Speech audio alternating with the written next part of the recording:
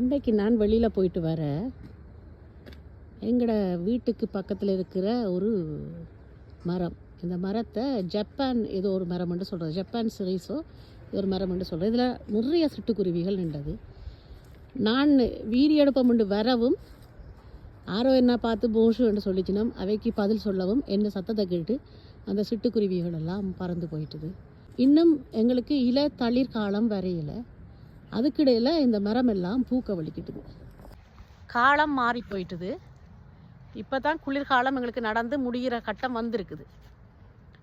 துளிர்காலம் இனித்தான் ஆரம்பிக்க போகுது.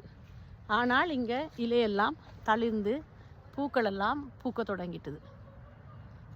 அப்போ என்ன நடக்க போகுதுன்னு சொன்னால், தளிர் காலத்தில் பூக்கிற பூக்கள் எல்லாம் கோடை காலம் வரைக்கும் நிற்கணும். ஆனால் கோடை காலம் வரைக்கும் நிற்காமல் கோடை காலத்தில் பூக்கள் எல்லாம் கொட்டுண்ட போகுது. மனிதனுடைய மனநிலை மாறுற மாதிரி இந்த காலங்கள் எல்லாம் மாறி போயிட்டுது.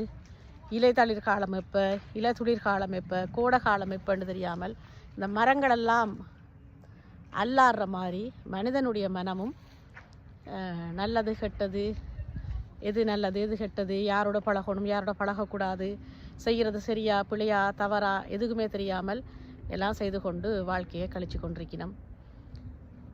நாங்களாவது நல்லதை செய்வோம், நல்லதை நினைப்போம், நல்லதாக வாழுவோம். வணக்கம்.